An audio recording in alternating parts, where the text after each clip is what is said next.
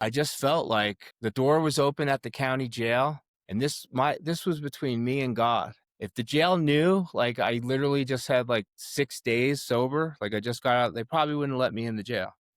Um, but I went in there.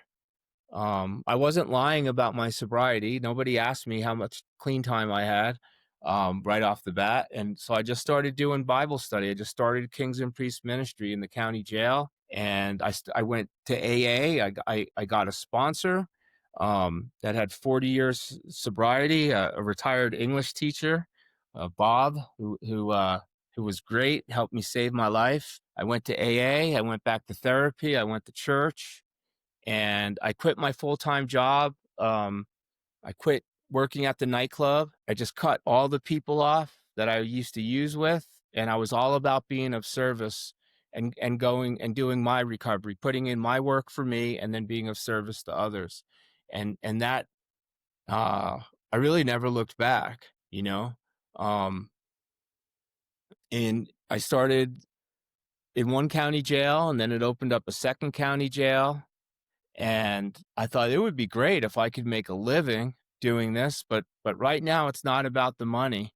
Um, I was blessed. My wife had a full-time job, and I was still teaching Krav Maga on the side to make a little extra money.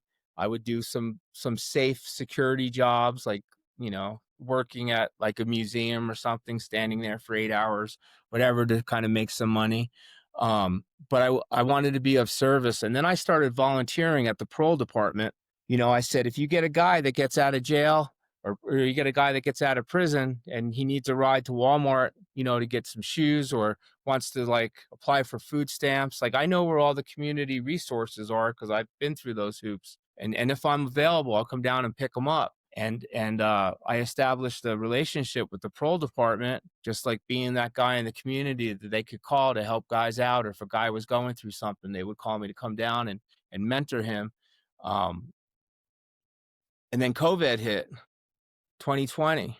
So for about 2 years, I was being of service, volunteering.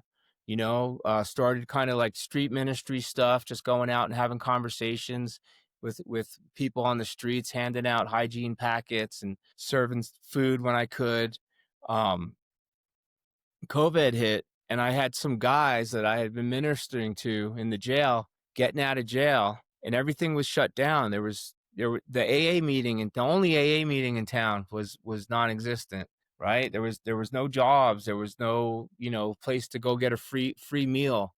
Um, and that's kind of where I I thought, I'm gonna go rent a building, and we'll get a crock pot. I mean, whatever the health department says we need to do, I'll wear masks, we'll get hand sanitizer, but like, I'm gonna serve food, and we'll have an all recovery meeting. If AA wants to come in and host a meeting, like, as long as, I'm gonna do this till they tell me I can't do it. I had no experience. I really didn't know where to start. And I pitched the idea to one landlord because businesses were hurting too. Like, it was hard to like rent out some retail stores at the time. And this I is found a this place. is the foundation for Discovery Cafe. Yeah, yeah, yes, sir. Absolutely, yes, sir. Thank you. And I pitched the concept to the landlord, and he liked the idea. And I also, at that time, I had taken my first recovery coach training with entity called CCAR. They're based out of Connecticut, and